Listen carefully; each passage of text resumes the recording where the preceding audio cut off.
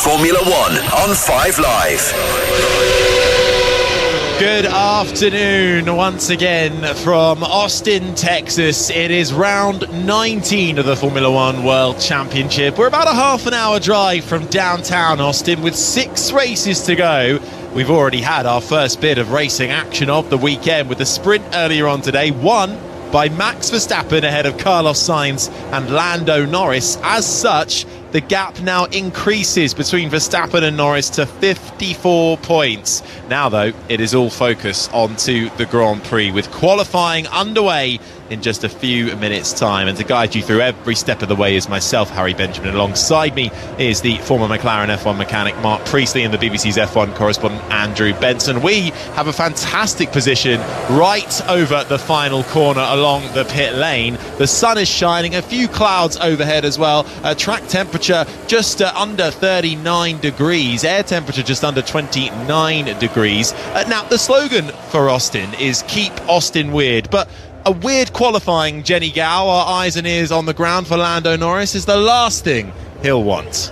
Oh, I think it's what we all want, though. A weird qualifying would be wonderful, just to mix things up. And Austin is one of those places where you can never quite know what's about to happen. We've already seen the sprint race take place today, which Max Verstappen won, and it seemed like it was quite comfortable, that win.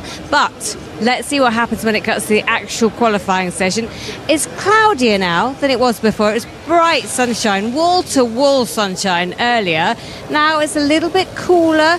I mean, here it's 5 o'clock almost in the afternoon. I know with you guys, if you're at home in the UK, it's much later than that. Thank you for staying up. But there is a real buzz of anticipation. Lots of people coming to watch this qualifying session ahead of the big game here tonight, which is a totally different thing. But college football, 117,000 people turning up for that, plus everyone who's here for today's F1. Austin is very full. Let's put it that way. Absolutely is, Jenny, isn't it? We've got the Texas Longhorns in action, and that is going to be a fascinating game indeed. I believe they're actually doing the broadcast of that from here. So that is how much everyone wants to be at the COTA track. I'm personally looking forward to trying to catch a glimpse of Eminem tonight. He's the headline act. We had Sting yesterday as well. And that's what the US Grand Prix has kind of instigated, that we now see at more and more races, Mark, isn't it? The on-track action is there, but it's an event off the track as well. Yeah, exactly that. They've kind of reimagined the model, haven't they, for these big sporting events. America does these things so well. They really do go big, and this place is absolutely no exception. But at the heart of it all has to be, of course, what happens on track, and that is what we're about to find out. We're about to see it all unfold. We got a little glimpse into it yesterday with qualifying for the sprint, where Max Verstappen was able to stick it on pole, but not by very much. It was incredibly close between Red Bull and the upgraded Mercedes, so hopefully more of that today. Well, lots of celebrities come to this Grand Prix, and I think Jenny's found somebody. Yes, I have. Chef Ramsay. I'm not used to calling that. That's kind of your stateside name. Gordon Ramsay, how are you doing? You've been out here shooting, but you're now here at the F1. Yeah, honestly, last night we wrapped on episode 11, The Kitchen Nightmares, the new series, Road to the Super Bowl. Yeah, we found some fascinating kitchens. Honestly, I didn't know rats grew that big over here. Have you found the kitchens here? Have you done any in hospitality? It is a delight. From Red Bull to Aston Martin, McLaren, everyone is raising their game. I mean, honestly, this is the home of the barbecues, you know, but it's a great state to work in. Have you had any good barbecues while you've been here? Because the guys last night queued around the block, said it was really good, but they over-ordered. Yeah, well, see, everything's big in Texas, right? So you don't get any tiny portions. You sort of come for dinner and you buy lunch at the same time. So, yeah, I would say, I mean, Franklin's one of the best barbecues in the world. It's extraordinary. And when they sell out, they close, they shut down. So that's the beauty about this place. Yeah, it's a great place. There's a great vibe, isn't there? And what are you looking forward to in qualifying? Because it's all about F1 at the moment. There's so much drama here. Yeah, I mean, this whole pressure is incredible. And also just so nice to see at the end of this year, a 3-horse race. The Constructors now is wide open, as you saw. And now with Ferrari coming back, Max was lonely out there at the beginning of the season on his own. And so everyone's caught up. So now it's real race time. They've got to hold their nerve. And this is a great track. I drove here last year, and it's one of the most exciting tracks in my life. Amazing. Well, have a good qualifying. Thank you so much for speaking to us. Take care, won't you?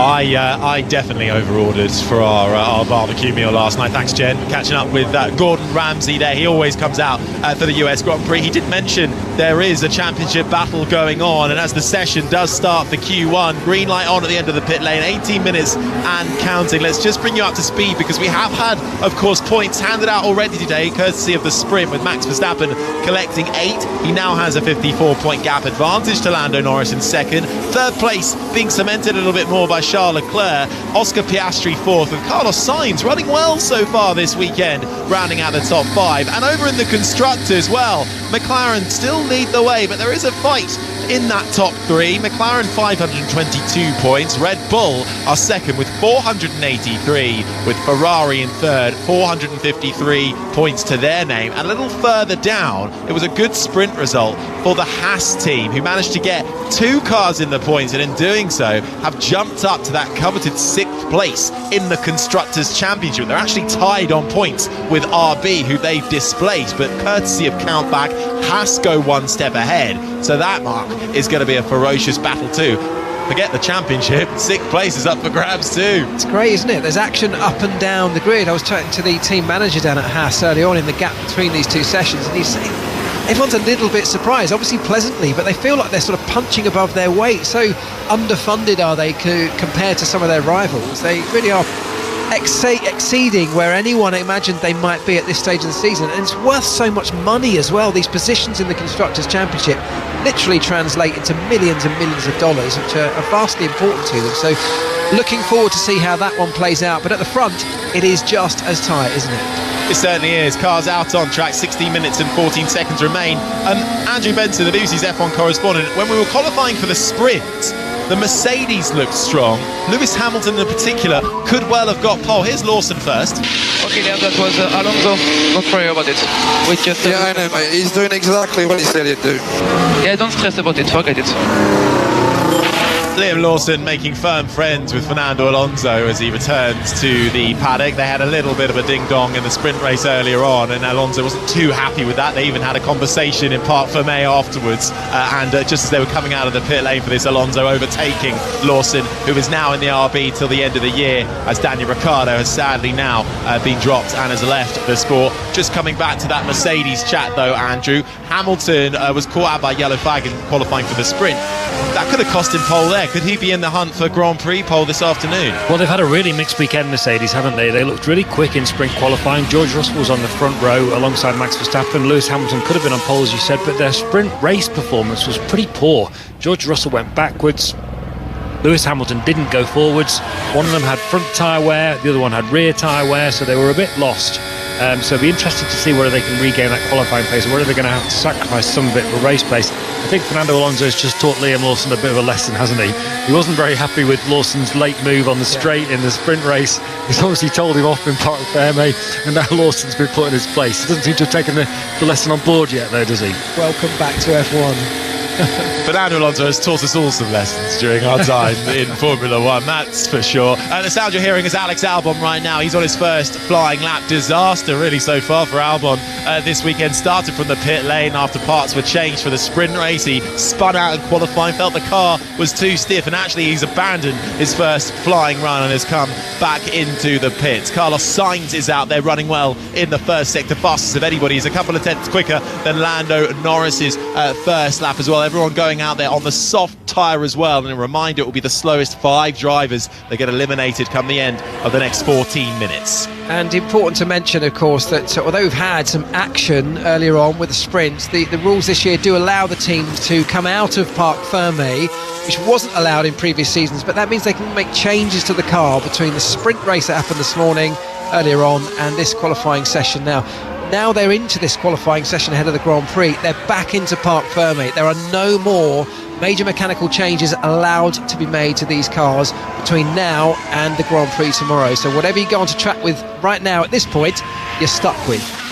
Lando Norris fastest in the middle sector. Sainz has the fastest first sector. But you know what? Carlos Sainz has been running really well this weekend as the sun actually glints off beautifully the enlarged chrome livery on the McLaren as Norris goes over the line to go fastest, a 1:34.0. This is the sound now of Carlos Sainz, who's been looking super quick all weekend long. Actually, just crosses the line now, just over half a tenth. Splits him and Norris. Sainz, though, second. What can his teammate do after his first flying lap? Only fifth for Charles Leclerc. Yeah, Sainz lost a chunk of time in the very final corner, a little bit of oversteer. He was actually up on Lando Norris's time until that point. So there's definitely pace in the Ferrari. It seems much closer, doesn't it? Whether it's circuit specific, only time will tell.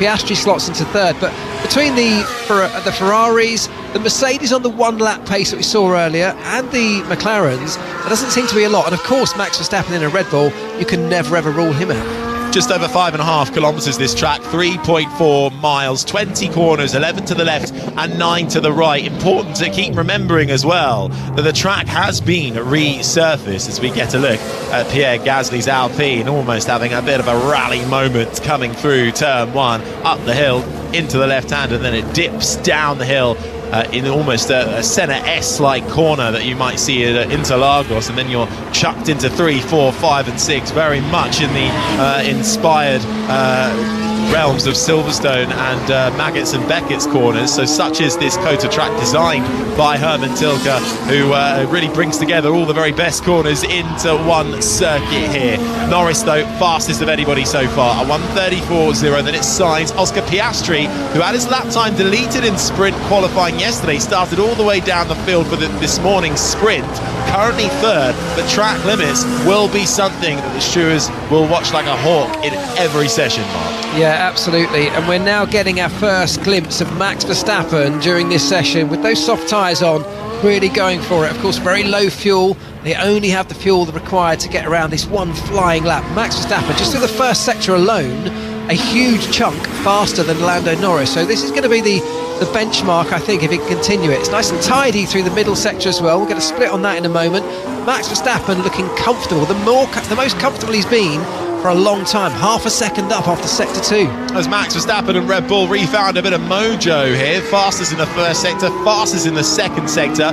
Perez is out there as well, Verstappen's teammate, who qualified outside of the top 10 for the sprint. Really needs to bring home some good results to the end of the year, but right now Verstappen has got the upper hand compared to Perez, who was quite a way off Verstappen, a couple of tenths in the middle sector compared to Verstappen, a 37.4 in the middle sector. Verstappen now across the line, goes fastest by over 3 tenths, a 1:33.690. Perez slots into third, a 1:34.0. 3 tenths adrift. In fact, I think he set an identical lap time to Lando Norris. He has, but because Norris set it first, Perez has to slot behind. Yeah, so that's a good performance, good showing from Perez and both Red Bulls. Max Verstappen seemed very, very close to track limits. I'll keep an eye on that, but at the moment he retains his time. But Charles Leclerc has had his lap time deleted in that Ferrari for breaching track limits. So as it stands, Leclerc with no time on the board. There is still 10 minutes to go, so it'll be okay, but that'll be slightly frustrating as he'll need to use another set of tyres for that. Yeah, it wasn't a brilliant first run though either for Leclerc. Sainz had a big pace advantage over him. It's Verstappen, Norris, Perez, Sainz, Piastri, the top 5. Alonso is 6th, ahead of Bottas, Ocon and Zhou, the 9 drivers that have times on the board. Still waiting then for the majority of lap times to come through. Out laps in full flow, and the first flying lap of George Russell is what you can hear now as he comes down to the left-hander into the braking zone, down through the gears of turn 11, and then immediately onto the power, getting well over to 270 kilometers an hour as he fields up the gears. The DRS slides open in the rear wing before he slams onto the brakes at the end of that long back straight, chucks it into the left-hander of turn 12. And for Russell, well, where is he in comparison to his teammate? He's quicker in sector 1 by half a second so far. Yeah, and I think one of the conclusions we could probably draw from the early part of the weekend is that the Mercedes, which is bringing a raft of upgrades on this car, only one practice session, of course, then we went into sprint qualifying, where that Mercedes was incredibly quick in the hands of George Russell, just 12 thousandths of a second, splitting him and the eventual pole sitter Max Verstappen. But in the race, the car seemed hugely compromised, where it couldn't look after its tyres. So I wonder if, during the gap between the sprint and now in this qualifying, they've had to go back on some of that, less compromising in terms of the race itself, but they might compromise themselves a little bit for qualifying. I think we're seeing quite a lot of track evolution here, guys. We've got Verstappen's time looked a bit imposing when he set it, but Nico Hülkenberg's just gone second, only a couple of tenths behind. Gasly's fastest of anybody in the middle sector. Yeah, so I think we shouldn't be, anyone who wants close competition, I should say, shouldn't be too worried just yet about that pace that Verstappen showed on that lap. Yeah, the track evolving all the time, and that would probably be because of that resurfacing that was done coming into this weekend as well, as the two RBs need to set lap times. Gasly was very quick, and it is evolving all the time. Gasly fastest, a 1:33.5. Lawson slots up into fourth. Where will Yuki Tsunoda, his teammate, come? He's just coming out of the final corner now. Fifth place for Tsunoda. So Gasly, Verstappen, Hülkenberg and Lawson, the top four. Well, if that's the grid, sign me up. That would be an interesting run to turn one, wouldn't it? But track evolution high in this first part of qualifying. Yeah, track evolution high, and I think, this is going to pose a bit of a threat, I think, for the two Mercedes, unless they can really turn this around. I do feel like they will have had to make adjustments to that car to look after tyres. That compromises your one lap pace, and if things are getting faster and faster, they're at the moment, they're right in the elimination zone. There's still time, there's 7 minutes to go, and as you said, the track getting faster and faster, so they'll be able to get themselves out of that, I'm sure. I wonder how much they're going to have to compromise the one lap pace to be able to protect those tyres over the long Grand Prix that'll happen tomorrow. Carlos Sainz embarking on another lap. Yuki Tsunoda, who had got up into fifth, has just had his lap time deleted, so he'll have to go again. He falls all the way to the back, along with Charles Leclerc, who still doesn't have a time on the board after his first run was deleted. This is the sound of Carlos Sainz making his way through the right-hander of turn 8. Then you dart left over the crest at turn 9, and then you come down the hill through the left-hand kink of 10 before slamming onto the brakes into the left-hander of turn 11 as you begin that long run down the back straight. Leclerc, his teammate, now embarking on his flyer, will need to keep it neat and tidy. All four wheels within the white line. They need to get a lap on the board here as he makes his way around now, and it's a decent first sector for Charles Leclerc. Tsunoda going again too. Yeah, and if you're one of the cars that is likely to be on the cusp, the guys that are going to be towards the back end of this top 15 where the cut-off point will be, you really want to be getting out right at the very end of this session because the circuit's evolving so much and so quickly. Any laps that are done now, it's fine for the guys at the front because they'll stay up the front, I'm sure. But the guys who are on the cusp, they need to maximise everything, so it's timing that final run, making sure you get a clear lap at the point when the track is at its quickest. Both Ferraris looking quick. Carlos Sainz was fastest of anybody in the middle sector, now displaced by his teammate Charles Leclerc. Sainz will cross the line first. The man who was on pole here back in 2022 puts himself up into second. His teammate Charles Leclerc, who was on pole here last year, goes to the top of the timings by 0.3 of a second in that elimination zone. Bottas, Russell, Hamilton, Zhou and Tsunoda, they are all in the pits with just over 5 minutes left to go as the two McLarens out on track. Piastri slots into 7th. Lando Norris will be needing to put in a performance that is completely mistake-free to try and cut down that now slightly increased gap between himself and Verstappen. Round the final corner for Lando Norris, gets himself up into 4th spot. Yeah, Oscar Piastri's not had the smoothest of weekends so far. He didn't make it through qualifying for the sprint, and that of course heavily compromised his sprint race. At the moment he's only good enough for P8, 7/10 off the Ferrari of Charles Leclerc. And one of the little things we did notice in that sprint, even though it was only 19 laps, was that Lando Norris at the end of that 19 lap stint really did have a lot of trouble looking after tyres, and that was in a situation where he wasn't really under a huge amount of pressure for a lot of the race. He certainly wasn't fighting Max Verstappen, who was ahead of him, but he couldn't look after tyres. So could be a sign that on this particular circuit, in these kind of conditions, McLaren have got a slightly bigger challenge on their hands in looking after the rubber over the course of a long stint. I'm quite confused by McLaren's pace this weekend, Mark. They've been so fast for so long since they put that upgrade on in Miami. They dominated in Singapore, front row lockout in Monza, dominated in Zandvoort, dominated in Hungary. This is a track with a nice mix of corners. You would think that they would be fast here. Okay, they've not really got an upgrade, but Red Bull have, and Ferrari have got their upgrade from Monza, and Mercedes have an upgrade, but that doesn't explain this performance offset to me. It doesn't. I was chatting to the team about this in the gap actually, and they were saying that they think, and they certainly hope, that the fact that they think it's sort of circuit specific. It is quite bumpy around here, and they think that might be hampering them a little bit in trying to compromise you have to make to ride those bumps is hurting them a bit more than it might have hurt some others, and they're also not convinced that the shift that we've seen from people like Ferrari and maybe even Mercedes, whether that will continue for the rest of the season. So it could just be that this circuit's an outlier, but we'll see, because actually if you look at the remaining races that we've got coming up in the last 6 rounds, none of them are particularly odd circuits like we've had. These are all kind of more traditional racetracks, so you'd imagine what you see here is going to be a little bit more representative of what's to come, but we'll have to keep an eye on it. We certainly will, and they are running out of time to get themselves into a safe position, certainly so for the 2 Mercedes cars. They're down in 17th and 18th right now as George Russell embarks on a flying lap. At risk at the moment with less than 3 minutes is Bottas, the 2 Mercedes, Joe and Yuki Tsunoda all need to go again. They are all out onto the track.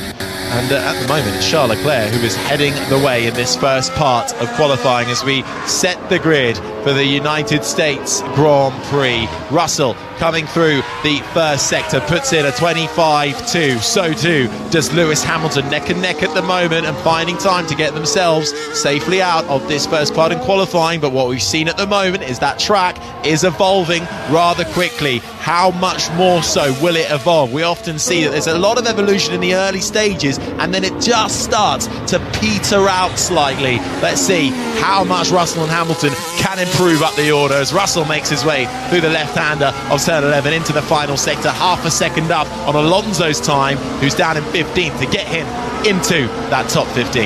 Yeah, at the moment both Mercedes looking very much on track to get themselves to safety, although Hamilton only just, I mean, he's actually very, very close to Alonso's time. He's going to be on the cusp here. This is not a clear-cut thing.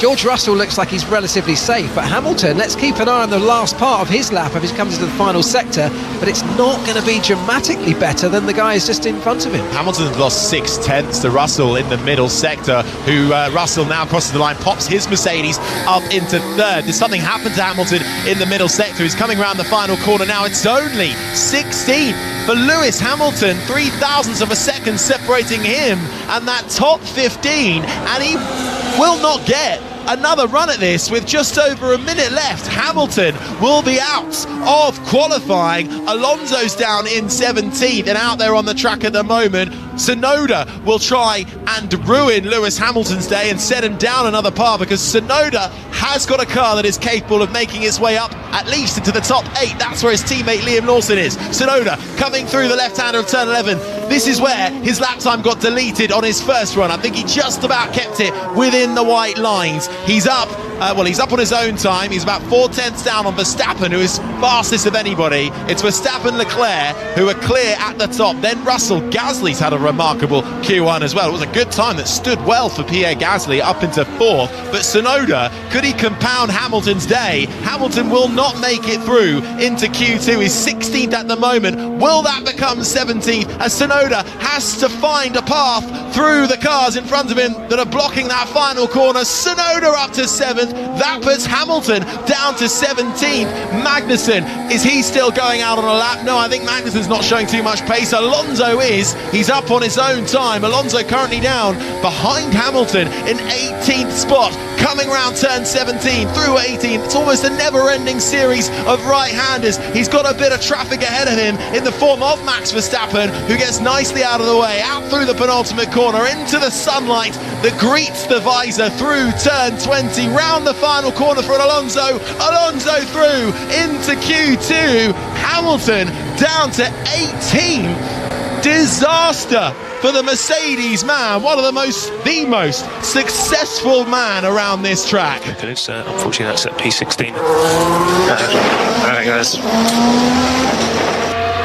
I think, Bono, that needs a bit of an update, I'm afraid. It's now 18th, only ahead of the 2 Saubers of Zhou Guanyu and Valtteri Bottas. Colapinto just about escapes through up into 15th. Stroll 16th, Magnussen 17th, then Hamilton, Zhou, and Bottas all out of this session. Although I tell you what, Magnussen is still on a lap. He's up in the middle sector, but he's a little bit down in that first sector as well. Can he find the time? Magnussen, who had such a good run in sprint qualifying, scoring points as well, a little bit loose out of the final corner, and actually Magnussen in the final sector finds half a second and catapults himself up into 7th spot. Stroll compounds a miserable day for Williams now, who find their cars both out of this session, so the times ramping up right at the very end of that session, and Lewis Hamilton at the end of it all will start on the back row of the grid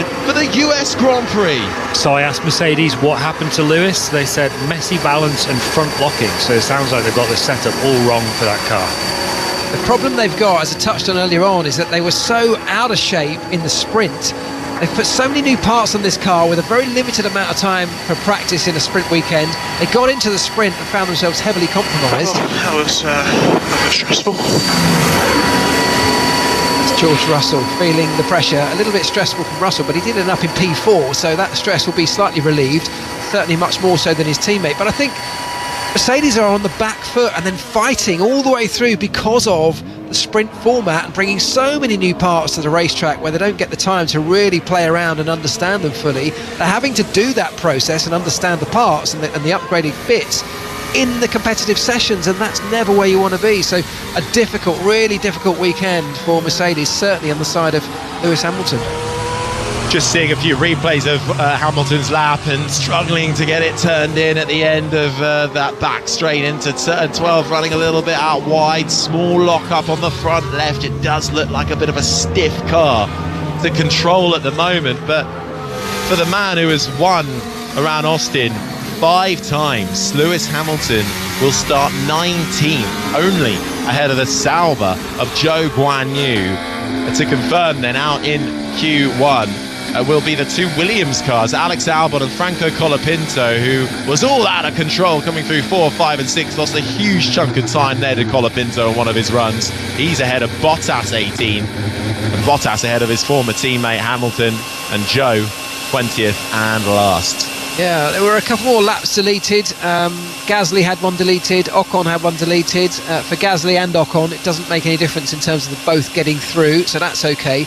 Interesting that the 2 McLarens just did not seem to have the pace, did they? Oscar Piastri in P11, Lando Norris in P9, I think that is. Not enough really for both of those. Sorry, Norris in 10, Piastri in 12th. But that's genuine pace. Piastri set his lap right at the very end of that session, and that was as much as he could do. So, as Andrew said, there's a little bit of confusion, something very strange given that they were the dominant car in almost all conditions over the last 5, 6, 7 rounds. Well, that first part of qualifying, Jenny, leaving us with a lot of questions to get answered. And do you know what? Someone that's trying to answer his own question is Liam Lawson. New into the car for this season. Yes, he'd done 5 races before, but this is his first qualifying this season, taking over from Ricciardo at RB. And he put that car in 3rd place. Yes, 3rd, behind Verstappen and Leclerc. Lawson is doing his best job to just try and say, you know what? I should be in that car alongside Verstappen. Okay, it's only the first part of qualifying, but I'm really impressed by that. Yeah, it was a strong lap from Liam Lawson, which held up considering the evolution of the track. It was actually sort of good laps right at the end from Kevin Magnussen, who's been having a great run this weekend. He got himself up into 7th as well. Tsunoda, after a couple of attempts, having had lap times deleted, ended up 11th in the end. But that all gets reset now as we head into Q2. And well, what a picture we're seeing for you. Lewis Hamilton, helmet on, walking rather forlornly down the paddock after... to the FIA garage to get himself measured and weighed. Hamilton was last out in Q1 back in China this year, and it will be a long old afternoon for him. We talk about Liam Lawson, of course. Everyone should actually get bumped up a place because Liam Lawson, who here he is. Oh dear, P3. What a lap. Good job, mate. I know, It was a really good lap. Yeah, I know. That's such a shame. Let's keep it. I know. Let's keep it. I know. You've shown what you have to show. That's good. That's all I wanted to do. Exactly. Oh dear. Oh dear, P3 for Liam Lawson.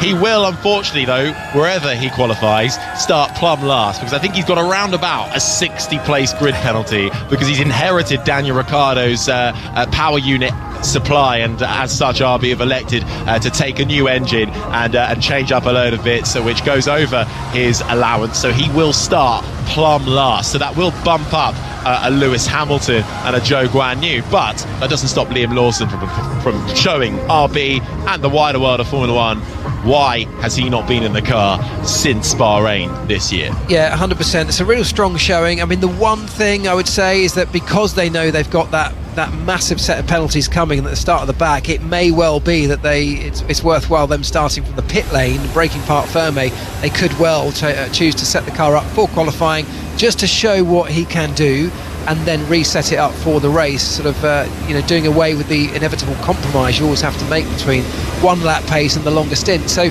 we'll see, but either way, that is a really solid introduction back into Formula One for Liam Lawson, and everybody will be sitting up and taking notice. And the question everyone will want to ask here is, had we still had Daniel Ricciardo in the car, would he have done something similar? The recent form guide would say not. And it is a ferocious battle in that lower midfield as we get underway for Q2. Indeed, the two Haas cars, Mark, continuing to go well. Hulkenberg's actually out-qualified Magnussen in the last 8 consecutive Grand Prix. But so far this weekend, K-Mag's found that one lap pace he's been missing. He really has, yeah. I mean, both in the race as well in the sprint, they both did incredibly well. As I said earlier on, it's a team that really is performing incredibly well for their resources that they've got available, particularly given in the competition that they're in, how tight it is. These are really valuable positions they're making up. So they can manage to hang on through the rest of this qualifying session to stay well up inside that top 10. That'll bode very well for tomorrow's race. So Q2 underway then, 14 minutes and counting. We'll have no Williams cars, no Albon, no Colapinto, no Saubers of Bottas and Zhou, and no Lewis Hamilton in the Mercedes. They have all been knocked out as we get ready for action again. Now, do we think the track will continue to evolve in this session at the rate that we saw it in Q1? Well, we've got a lot of cloud cover, and particularly on this newly surfaced parts of the track, the colour of the tarmac is very, very dark. And I remember from my time at the team, we always used to factor that in that darker colour really does absorb the heat when you've got bright direct sunlight on it, and the temperatures can be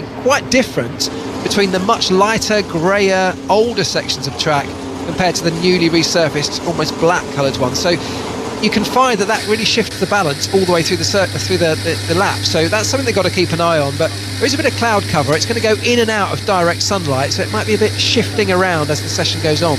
Now, Lando Norris is sat in the pits at the moment in the fast lane, and he's just stopped, and there is a big gap between him and the car in front. They're all queuing up to try and find themselves that space on the track, but that is an awfully big gap to leave to the next car that's already queuing. Interestingly, he was sat in neutral as well, so I don't know if he had a little issue that he was just trying to figure out before he sort of moved on, but you wouldn't normally select neutral halfway down the pit lane. He's still there, I think, isn't he? Yeah, Piastri's just been let out behind him as well, so I wonder if we just cut away, so we can't actually tell you. So we'll hopefully bring you up there. Perhaps Norris is just trying to just create a gap for himself, but because they do get into trouble for doing that out on the track, so they all tend to try and do it in the pit lane now.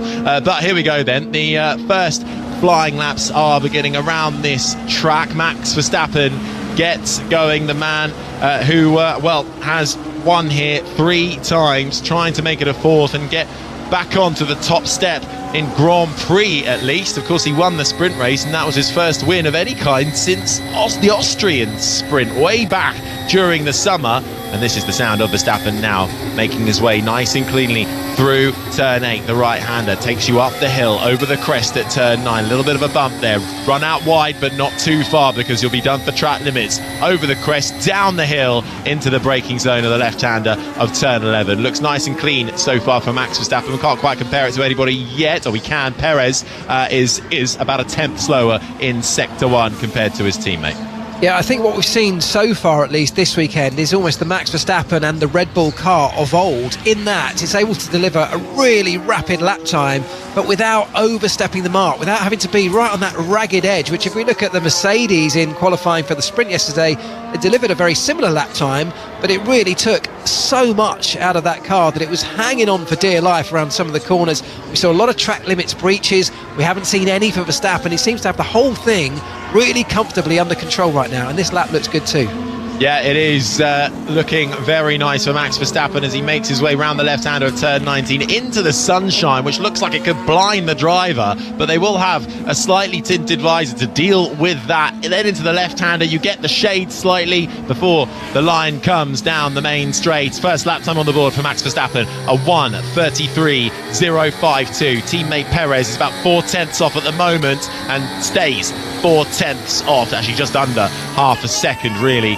Sergio Perez a 1:33.487. Looking for lap times next from Leclerc, Gasly, Sainz, Alonso, all making their way through, and it is Carlos Sainz who will be the next car to cross the line. And the man who has been looking quick here 2 years ago was on pole at this very track, puts it up into second, splits the Red Bulls. Yeah, Sainz looked really racy, didn't he, during the sprint today? It was a big fight with his own teammate Charles Leclerc, and it was Sainz that came out on top in that battle, looking like he always wanted to get the hammer down, get past his teammate, searching for that podium, and he dragged his way all the way up into that really strong position in second with a last lap overtake of Lando Norris. So he's looking good, he's looking comfortable. His teammate around about a second off that lap time set by Max Verstappen at the moment, but the Ferraris in general looking a little bit better this weekend than we've seen in recent times. Another good first lap from Pierre Gasly in the Alpine. You have to say we haven't really spoken too much about the Alpines because unfortunately there's not too much to report, but he had a good final lap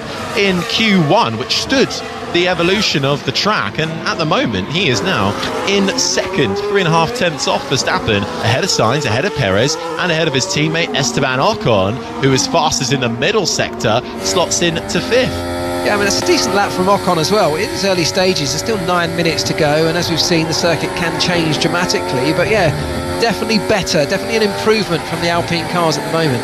Verstappen comes into the pits. This is the sound of Alonso making his way around the final corner, gets a little bit of snap on the front end, has to correct it, puts himself up into sixth, a 1:33.7 for Alonso, just ahead of Stroll. I'll tell you what, Hülkenberg was looking quick. He was fastest of anyone in the middle sector. That now goes to Lando Norris, who's found a bit of pace in the McLaren. Hülkenberg will come across the line now. Haas renewed with a technical partnership now with Toyota, who are making their way back into Formula One. Hülkenberg, who sees out the last 6 races of this year as part of the Haas team before he departs to Sauber, puts himself up into 5th in this second part of qualifying, just ahead of his teammate Magnussen. Tsunoda is 7th, and Lando Norris, who is fastest in the middle sector, follows that up with the fastest lap time of this Q2 session so far, 2/10 clear of Verstappen. So a bit of perspective on the tyres.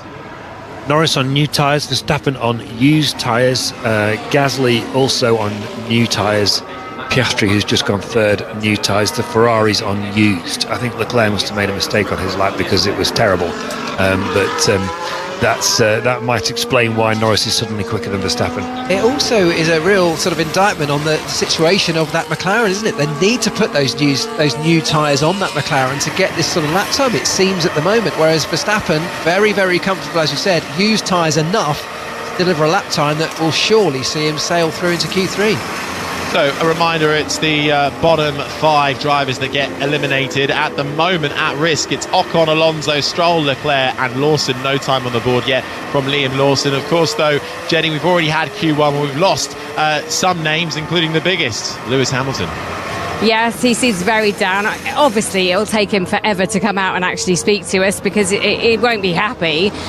Some people have come out already. I was just speaking to Franco Colapinto, and he was really unhappy too. He was saying that they've changed some stuff with the car and it just didn't deliver, and they weren't expecting that. That's the worst thing. It kind of almost looked dumbfounded. So, yeah, this is not playing out the way that I think a lot of drivers and teams were expecting it to.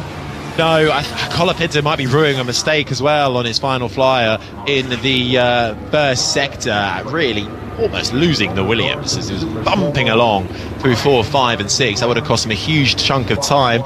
the Sun Promise, he is absolutely right there with Alex Albon. So they are 16th and 17th. Bottas, Hamilton and Zhou, the other drivers that were eliminated out in Q1. So far, though, with just over 6 minutes left of Q2, it's Lando Norris who has the fastest time, a 1:32.8, having to put on new tyres. He's 2/10 clear of Verstappen, who set that lap, though, on used soft tyres. Piastri third, Russell, Gasly the top five. Gasly also putting on the new tyres for Alpine. Sainz sixth, Perez seventh. The two Haas cars continuing to show their improved form. Eighth for Hulkenberg, ninth for Magnussen, and Tsunoda right on the bubble as well in 10th. Ocon, Alonso, Stroll, Leclerc and Liam Lawson still to put a time on the board. Yes, we're in that little lull where everyone's just still in the garage getting ready to come out for their final runs with just over 5 minutes left on the clock. It'll be those soft tyres, of course, fresh tyres for those who think they need them. I think most people will probably take them at this point. The circuit at its fastest, the sun has disappeared behind clouds. It's going to take away that direct sunlight, which really can affect the temperatures both of the track as well as the ambient as well. So that will be a factor that we'll have to consider. But we're about to see everybody emerging for that one final run. I'll tell to Liam, when he gave me the slipstream, stay on the middle and go to the left end of the straight. I was picking up so much dust in the straight. Pass the message.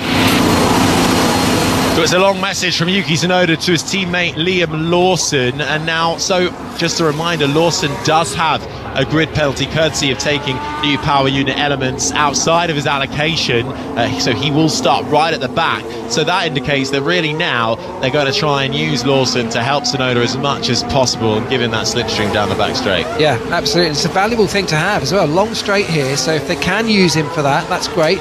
And also, of course, if they can get him up inside that top 10, at least in qualifying, it takes away the opportunity for one of their rivals to be there at that point. So it's worth keeping going. And if they can use the two cars together, I think that's exactly what they're trying to plan to do. And they will have to, because they'll be concerned after the sprint race with both Haas cars scoring points. Haas have now taken 6th place in the Constructors' Championship away from RB. They are actually tied on points right now. That is how close it is. And 6th place, while I know it's only 6th, it will mean literal millions of dollars of prize money for these two teams, and RB will try to keep Tsunoda in the game against Hulkenberg and Magnussen. It is, unfortunately for RB, 2 against 1 right now, and that's not to do with a lack of pace for Lawson. It's simply because he's inherited Daniel Ricciardo's power unit elements, and it's worth taking a penalty at this stage. And it's also a big part of the very reason they've taken the decision to get rid of Daniel Ricciardo and try somebody else, because this battle for the midfield here, for that 6th position, is so important to them. They couldn't afford to continue with this lacklustre performance that unfortunately Daniel Ricciardo was giving. So at the moment, Liam doing a very good job of justifying that decision. Okay then, cars starting to come back out onto the circuit with just over 3 minutes remaining of Q2. So final flying laps then to get your spot inside the top 10. Ocon, Alonso, Stroll, Leclerc and Lawson are the drivers outside of those positions right now. We believe Lawson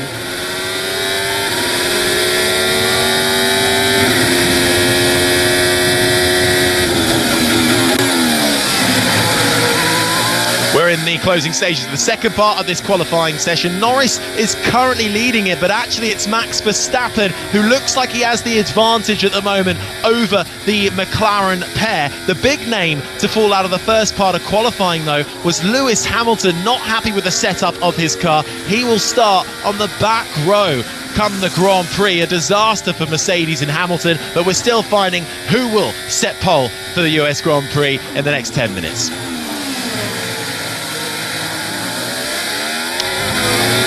Okay, back to the action. Well, apologies for that, those of you who are the keen listeners to us on 5 Sports Extra. Just a quick update to those on 5 Live. 2 minutes left to go. This is the sound of Charles Leclerc, who has just come through the end of the back straight. His first sector is a 25.1. That's around about the right area he needs to be in. A 37.1 backed that up in the middle sector, but Leclerc needs to put in a decent lap. This will be the last chance he gets to Charles Leclerc. The man who was on pole here last year currently finds himself down in 14th. Yeah, we've just seen the difference between Verstappen's Red Bull and Lando Norris, both on the fresh tyres. Set at slightly different times, of course, so we'll bear that in mind. But Verstappen on fresh tyres, around about a quarter of a second quicker than Lando Norris as things stand, which actually was a very similar gap to what we saw yesterday in sprint qualifying. So, the table's turning at this particular circuit. Leclerc puts himself up into third. Sergio Perez, what can he do? He couldn't get into the top 10 for the sprint. He is currently in 8th. He's 9/10ths down on his last lap, but he comes over the board, finds time, puts himself up into 4th. 4/10ths back from his teammate Verstappen. Pierre Gasly was trying to get himself and Alpine up into the top 10. He's currently finding himself in 7th. Gasly and Alpine having a quietly solid qualifying so far. Can he hold on to a top 10 position though? Yeah, really solid performance. It's very busy on track right now. 40 seconds left on the clock, and everybody inside this 15 cars that are left in Q2, all fighting for position on track. These are the closing moments, and these are the last lap times we're going to see. Gasly crosses the line and goes 7th.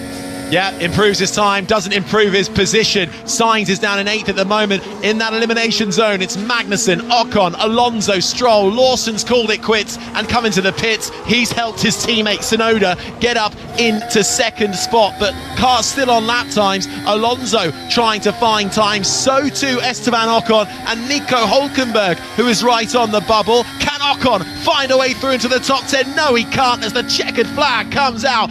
Ocon will be eliminated from Q2. What about Kevin Magnussen? He's down in 12th. His teammate Hülkenberg is about to cross the line. Hülkenberg cannot improve, but he holds on to 10th and could still be at risk. Stroll and Alonso both still out there in the Aston Martins, and Kevin Magnussen knocks out his own teammate. Bravo for the Dane, who will be saying goodbye to Haas at the end of the year, having not out-qualified his teammate Nico Hülkenberg 13 times this year. Will do so this weekend. Magnussen threw up into 9th. Can he stay there though? The two Aston Martins both finding time and threatening. Alonso's currently 13th. Stroll is down in 14th. We'll lose Lawson. Ocon won't get another go. Hülkenberg neither. Tsunoda and Magnussen are both at risk here. Alonso knocks Tsunoda out. Can Stroll knock Magnussen out and ruin the Dane's day? Alonso's up to 9th. One more corner left for the Canadian in the Aston Martin. Lance Stroll round the final corner. Can it be two Aston Martins in the top 10? No, it can't. Stroll has to settle for 14th, and the slowest of the runners to set a time by a whisker. Kevin Magnussen gets a Q3 performance. Well done to him. And by less than half a tenth of a second, we say goodbye to Yuki Tsunoda. And then only another couple of hundredth, a tenth of a second up the road is Nico Hülkenberg in the Haas. Ocon out, Stroll out, Lawson out. Wow, what a session. I mean, Stroll lost all of that. Here's Hülkenberg. No. Yeah, you got bumped out, Nico. I can't believe it. Tsunoda. Wow. Well, that was Hülkenberg almost laughing. He can't believe it. The man who has really become Mr. Saturday in the last couple of years since joining Haas. Now, did he make a mistake, Hülkenberg? Because it is very uncharacteristic of him not to make his way into Q3, and it all fell away from Hülkenberg in turn 1, Mark. Yeah, I mean, the graphic we're seeing on our screen says that little lockup cost him 41 thousandths of a second, and he's eventually knocked out by 71 thousandths of a second. So very, very tight, nothing much in it. But yeah, what a shame for him, because the team, as we've been saying, performing at such a high level around this particular racetrack this weekend. Lawson, I don't think, ever set a lap time, so I'm not sure if they ever got the opportunity to try that toe that they were planning for Tsunoda, but whether they did or not, it didn't quite work to get Tsunoda inside that top 10, and it was Magnussen, the story of that little battle, once again getting the upper hand. Magnussen's come alive this weekend. Really has. Where's this been? He might have saved his. He might have got another year if he'd been performing like this the whole season. Fantastic work. Well, he'll get to go out in Q3 then. Will Kevin Magnussen? Out though, just to reiterate, Yuki Tsunoda in the RB 11th, Nico Hülkenberg in the Haas 12th, Esteban Ocon in the Alpine 13th, Lance Stroll in the Aston Martin 14th, and Liam Lawson knocked out in 15th. He'll be bumped all the way to the back of the grid for his penalty. for exceeding his power unit elements. That will bump up Hamilton and Joe, who were right at the back of Q1. And now we have a little break before we get into that top 10 shootout. And you have to say, Mark, it's going the way of Max Verstappen right now. He looks more comfortable. I think that's the thing. Even if you forget the actual lap time, and it is a decent lap time for Verstappen that Norris wasn't able to match, focus on the sort of big championship fight. More than that, though, Verstappen just looks really under control, and I think that's been the biggest shift over this weekend. That we haven't been able to say that for a few weekends, have we? It's been Verstappen fighting just to cling on to the back, to the coattails of the McLaren that's been so strong at so many different types of racetrack and different types of conditions. But here, whether it's circuit specific or a little indication of this is where the whole performance balance is beginning to shift, it's Verstappen and Red Bull that seem like they have the upper hand over McLaren at this point. So look, from a championship perspective, it's exactly what Verstappen needs, but it's exactly not what Lando Norris needs. Not at all.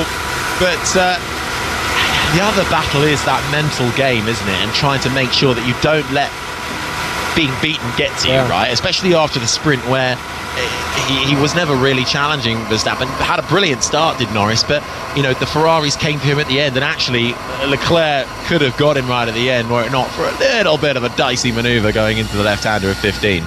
Yeah, that's so right, isn't it? Because I think if you look at it from the other side, if you look at Verstappen, who was so dominant in the early part of the season, then he kind of lost that performance advantage, and he ended up, you know, third, fourth quickest at some races. It really seemed to phase him, and he had the sort of mental capacity, the maturity even, to be able to switch his focus from desperately needing himself to get to the front and win a Grand Prix to perhaps thinking about the bigger picture and just score points, because he knows in the grand scheme of things that's what he needs to do, consistently score points. He can't afford to not finish races. That's going to bring things way closer if Norris is able to capitalise on that, but staying in the hunt is what he's been able to do very, very well.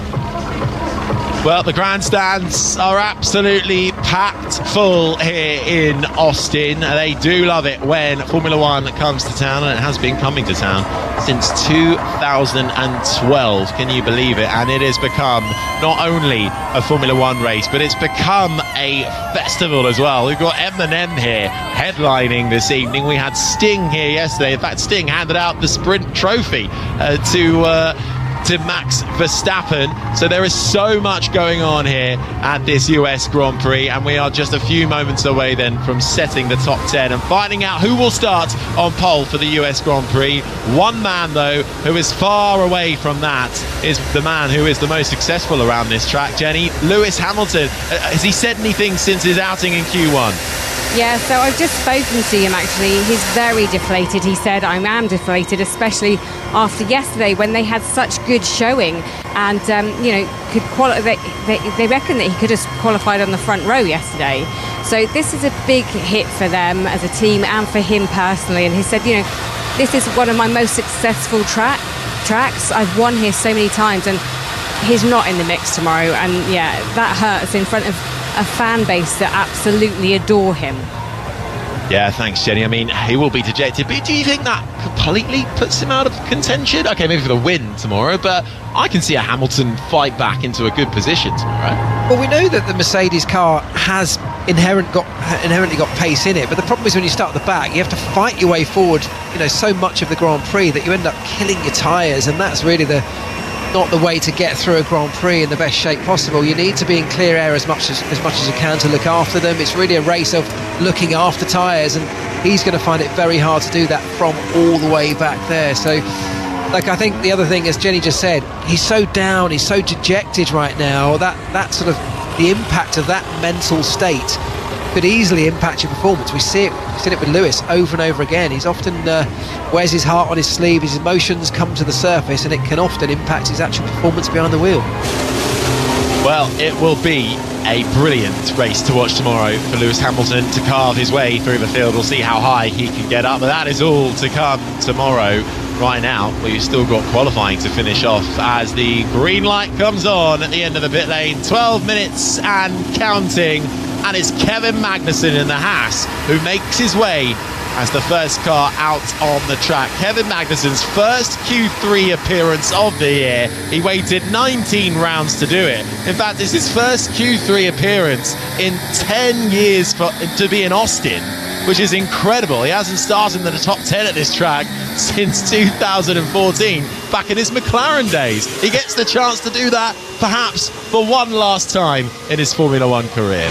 It's amazing. It's a great fight back. He's a popular guy. And you know, sometimes it's when you know you've got nothing particular to fight for that you start to relax and your performance somehow is up. So I wonder if there's a bit of that going on. But either way, this is a great way for him to bring his Formula One career towards a close if he can keep this kind of performance up.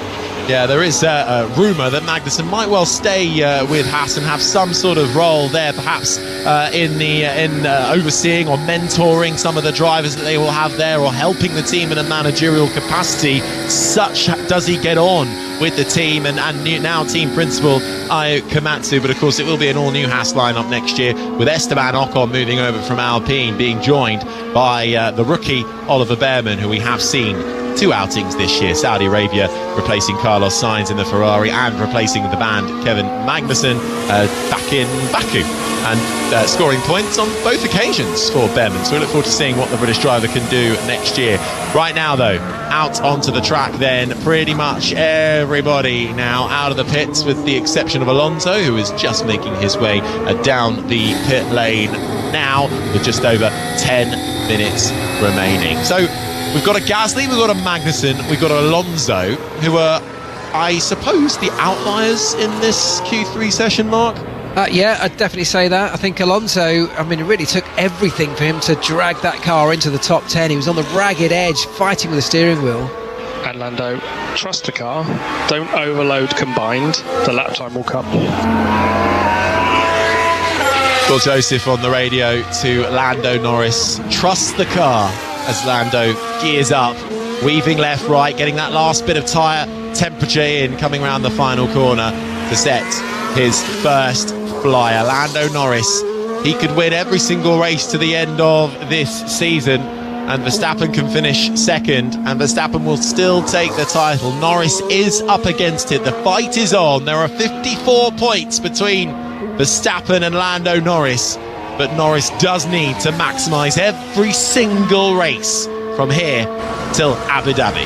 And I think the other thing that's shifting, or certainly looks like it's shifting, particularly on this weekend, is that Max Verstappen looks comfortable at the front. And if he can start the race at the front, he's out of trouble in terms of not being in the pack, which over the recent rounds, where he's found himself, you know, 3rd, 4th, 5th or 6th, he's right in the mix, and that's a much more dangerous place to start a Grand Prix.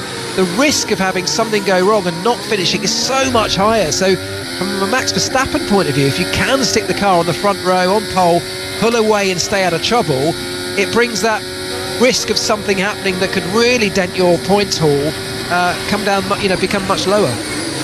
Well, it's a good start to sector 1 for Lando Norris. Fastest of anybody in the first sector, makes his way now through the right-hander of 13. This is the final sector where it starts to get a little bit tight and twisty. Low-speed corners to contend with. All 3 sectors quite different in their characteristics, which really means you need a fairly balanced and an overall car as sparks fly from the underside of Lando Norris's McLaren as he makes his way through the never-ending right-handers of 16, 17 and 18, over the crest, out of the final corner. The penultimate corner of turn 19, nearly loses the rear end on the exit round the final corner. It's a 1:32.330 for Lando Norris, 6/10 ahead of George Russell. That was a good lap from Norris. Compare that to teammate Piastri, 2.5 tenths back. It's McLaren 1 and 2 right now, with Russell 3rd, Magnussen 4th. That was a stonking lap from Lando Norris. I mean, he was right on the limit and very close, came very close to losing it a couple of corners from the end. But yeah, that's a great lap time.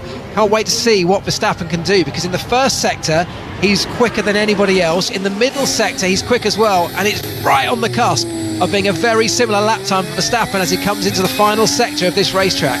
opening gambits from our title protagonists. Right now it's swinging towards Norris, but Verstappen is on a mighty lap coming through the left-hander of 19. Keep it within the white lines on the exit. Verstappen does so. He looks so controlled. The steering wheel moves as smoothly and effortlessly as he likes, but he won't be able to topple Norris on this first attempt. Less than half a tenth of a second between them, losing time in that final sector. Verstappen slots into second. Meanwhile, his teammate Sergio Perez could only muster 8th. So that radio message from Will Joseph to Lando Norris was really interesting. He was saying basically, yesterday, you remember in sprint qualifying, Norris made a bit of a mess of his lap. Here's Russell's radio. I don't know what we're missing compared to yesterday.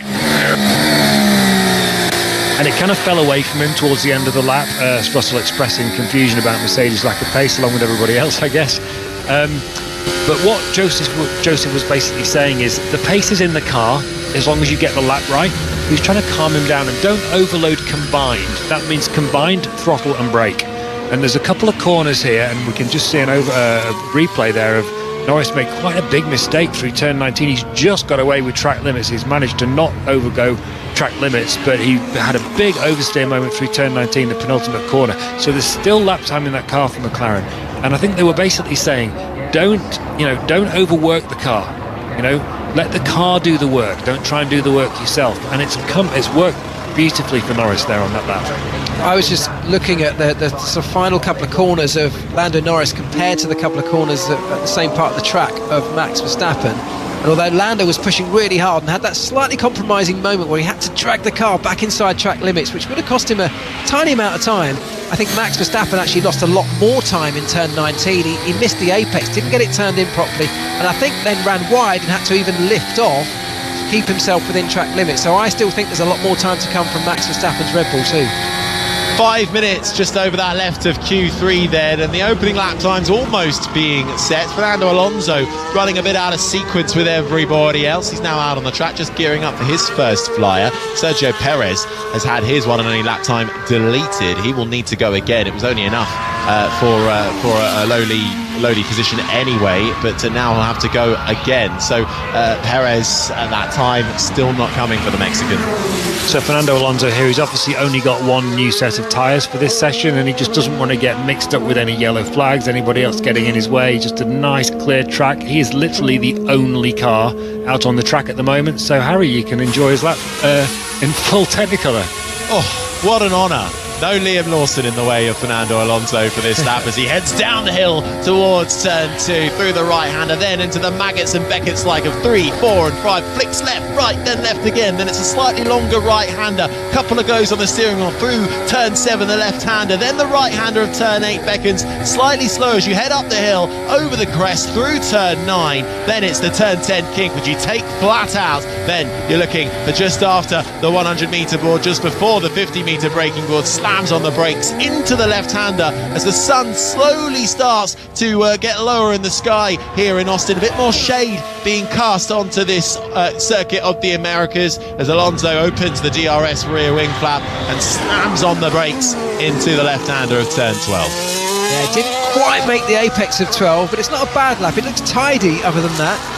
See a lap time, there's nothing much to compare it to, of course, at this point, because no one else on the track at the same time, but a reasonably good and tidy lap from Alonso. He's not got a car that's genuinely, I think, capable of challenging most of the people around him, but if he can put a solid lap time in, there is always the risk that others will get laps deleted, as we've seen already from Perez in the first part of this session. Yeah, right now it's decent lap times from Alonso, might threaten around maybe 6th or 7th place. Gasly's currently occupying 7th. Let's see what Alonso goes into. It's 8th for Fernando Alonso, just ahead of Magnussen, about 9/10 adrift of Lando Norris's fastest lap time, but crucially a nice smooth lap with no traffic in front of him. Now this is the sound of Sergio Perez a little earlier, where his lap time was deleted, up through the left-hander of 9, and well, that's a slam dunk, driving off the circuit, all 4 wheels past the white line. Yeah, he can't argue with that one. He actually crashed over the curve and it launched the car a little bit. That's why he just ran a little bit wide on the exit. So there's a real fine line of just positioning your wheels, and it's centimetres. You've got to be so accurate to not run the lowest part of the car, the middle part, the plank, over that little sort of orange sausage curve, which lifts the car off the ground, and you have no more grip and you end up running wide through the momentum of the car. about a 3.5-hour drive from Austin to the border of Mexico, which is where we will be next weekend for Sergio Perez's home race, hoping to put on a good show here, but naturally a lot of fans here, as well as we almost get a collision a little earlier in the pit lane. Max Verstappen cruising down in the fast lane, and then Pierre Gasly in the Alpine is released and launched right into the path, and Verstappen has to slam on the brakes and almost turn right into the pit wall. They get away with it, but that was an unsafe release from the Alpine team. Yeah, I don't think anyone can really argue with that one, but lucky that Verstappen did manage to keep it out of that pit wall, because now is the only opportunity with 1.5 minutes left on this clock and everybody coming out, bar Alonso, who's done his one flying lap, to get the lap that is going to count and set the grid for tomorrow's Grand Prix. Max Verstappen on those the red-walled soft tyres out on the circuit. Can he do anything to match the current lap from Lando Norris that tops the timesheets? I'm pretty sure there's more time in the Red Bull than we saw in his first run. Perhaps that also applies to the McLaren's Lando Norris as well. Less than a minute left, final laps. It's Norris who currently sits on provisional pole. Verstappen is second, Sainz, Leclerc, Piastri the top 5, Russell 6th ahead of Gasly. Alonso's day is done in 8th. Magnussen is 9th. Perez needs to get a lap on the board. He rounds out the top 10 as we set the grid for the United States Grand Prix here at the Circuit of the Americas in Austin, Texas. Max Verstappen has been looking mighty all weekend long, and through Sector 1, he's a 10th and a half up on Lando Norris's original lap time. Verstappen looking for a 4th pole around this circuit, and could it be the first time he starts from pole since Austria 8 rounds ago? Can't believe we're saying that, but Verstappen finding himself back up into the front. Norris has had a scrappy first sector compared to Verstappen, as we've got a yellow flag out on track in Sector 3, and somebody's gone into the wall. It's the Mercedes of George Russell into the wall. I think it's in the penultimate corner, and that'll be day done. They'll red flag it. He's come into the wall. Still a yellow flag out, I should say. That will secure Lando Norris pole position. The clock has timed down, the checkered flag is out. Russell says he's okay, but he's in the wall, right into the runoff, exit of turn 19. That is very unfortunate for Max Verstappen, but you know what? He was on a flying lap. I'm sure he was going to surpass the time of Lando Norris. Norris had nothing to match him. I don't think he's going to be too compromised with this. I think the race, even if he starts from second as it looks right now, I'm pretty sure Max Verstappen has a better race car, a better car in general, which we haven't been able to say for some time, and Lando Norris's McLaren, and that really is the story of Saturday. Well, Lando Norris may have lost ground in the championship to Verstappen after the sprint, but he puts himself now in the best position possible to start clawing back some bigger points. Verstappen may well have been faster, but we'll never know. Norris put in the lap when it counted on the first runs, and he'll line up on pole position for the United States Grand Prix alongside Max Verstappen. It'll be Norris's 6th pole this season, all focused then on the start. He had a blinder of a start in the sprint. Just need to do the same thing again tomorrow. Yeah, so that yellow flag from Norris crashing, from George Russell crashing, obviously compromises Verstappen, but at least he's second on the grid. But his teammate Sergio Perez will only be able to start this Grand Prix from P10, and that is not going to be enough to really help out Verstappen in the bigger championship fight. Piastri is right up there with his teammate inside the top 5, so at least there's something that McLaren can do potentially with 2 cars versus the 1 from Red Bull. Yeah, Lando Norris on pole then, alongside him Max Verstappen. Carlos Sainz out qualifying his teammate Charles Leclerc, the 2 Ferraris 3rd and 4th. Piastri in the top 5. Russell 6th after his crash. He's out of the car holding his steering wheel and a shake of the helmet towards his car. Let's see what happened to Russell. This is the sound of him coming into the left-hander of turn 19. He actually lost it on entry to the corner, so turned in, the back end stepped away. You're right. Yeah. Car is safe. The car may be safe, but it's certainly damaged, and you can hear the crowd looking at that one, and he just lost the rear end and then skidded all the way across the tarmac, run off into the gravel, into the wall. But the medical car is there for George Russell, who is walking away and gets into the car, and will start this Grand Prix, all being well, with that Mercedes tomorrow from 6th. We actually saw Mercedes yesterday in practice sessions, you know, being a little bit like that. The car stepping out at times, feel like it was running so low or so stiff that it didn't take very much for either of their two drivers to lose the back end and have a massive snap or a spin. So maybe that is a symptom of what their car looks like right now with all the upgrades on. Brilliant result, it has to be said, for the Alpine of Pierre Gasly. Equals his best start so far this year of 7th on the grid, ahead of Fernando Alonso. Kevin Magnussen gets his best start of the year in a Grand Prix from 9th, and Perez 10th and last of the top 10 runners. Unbelievable. I just heard Lando Norris say that was unbelievable, and he was told to not outdrive that car, not overdrive the car, and he put in the lap time when he needed to. Yellow flags, always a risk in qualifying, and he managed to hold on to it, and we'll hear what they all say. We'll start by hearing from Max Verstappen, who's talking to James And we'll Hinchcliffe. start with your second place starter for tomorrow's U.S. Grand Prix, Max Verstappen. Max, it all came down to that first run. A little mistake, it looked like, in turn 19. Do you think that's maybe where the difference was? Yeah, on the first lap in Q3, lost quite a bit of time there. So, yeah, that's unfortunate. But then, yeah, I knew that we had another run, but unfortunately, I couldn't finish the lap. Otherwise, I think we had a really good shot. But that's how it goes. We're still on the front row. At least the potential was there, you know, to be first. So that's very good. You've got to be confident still going into the Grand Prix tomorrow after a very good performance today in the today in qualifying. What did you guys learn in that sprint race that you can apply to be even stronger tomorrow? Yeah, it seemed that we were competitive, so we made some minor changes on the car, which felt again nice, and I hope that will be also positive for tomorrow. All right, well, best of luck. Congratulations. Front row start for Max Verstappen, sprint race winner earlier today. Carlos Sainz will line up P3 for Ferrari. Big wave to the crowd, Carlos. A very competitive weekend so far for Ferrari. Competitive session for you as well.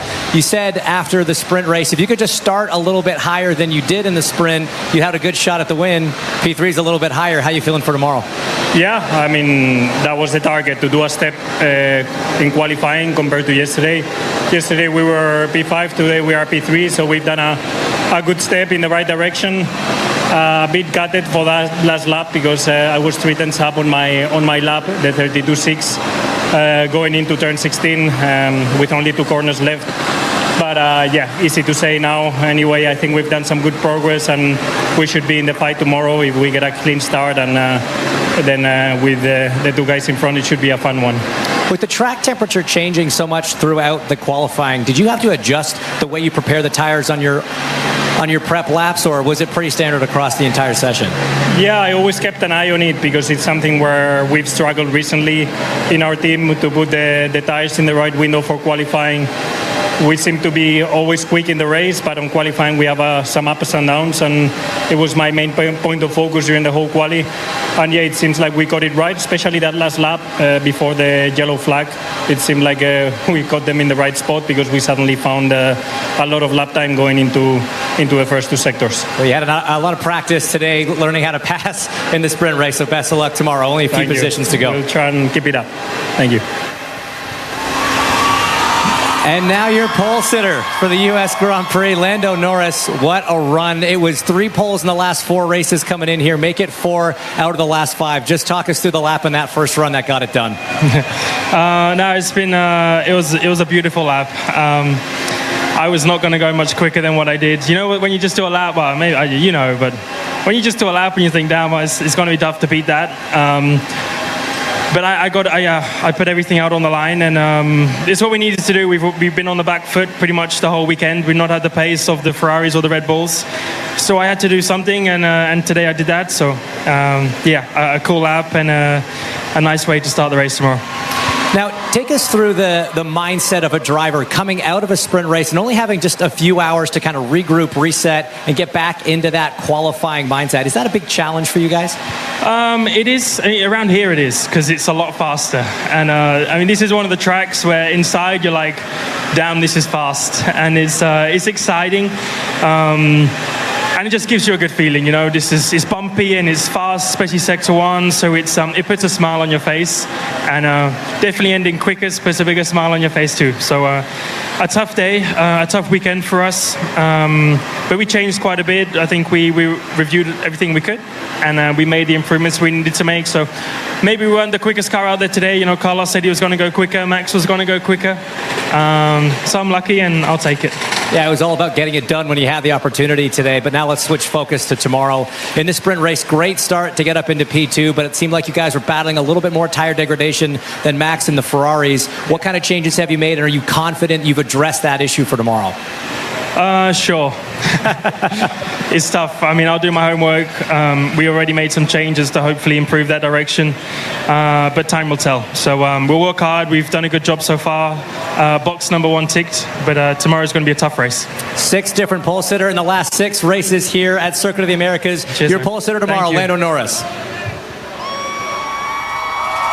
6th pole of the season for Lando Norris in the McLaren. His 4th pole in the last 5 Grand Prix. He will start alongside his championship rival Max Verstappen. Sainz 3rd ahead of Leclerc. Then it's Piastri 5th, Russell, Gasly, Alonso, Magnussen, Perez the top 10. Then it's Tsunoda, Hulkenberg is 12th ahead of Ocon, Stroll, Liam Lawson 15th, he'll get a grid penalty. Albon down in 16th ahead of Colapinto. Bottas, the big name to fall. Lewis Hamilton, a disaster qualifying for the 7-time champion, down in 19th ahead of Zhou Guanyu in 20th and last. Well, do join us for the Grand Prix tomorrow. 56 laps of the US Grand Prix around this circuit of the Americas. You can hear it all on 5 Sports Extra from 7:30 in the evening ahead of the race start at 8 o'clock. Hope you can join us then. My thanks to Mark, to Andrew, to Jenny, the whole team. And, well, this has been an IMG production for BBC Radio 5 Live.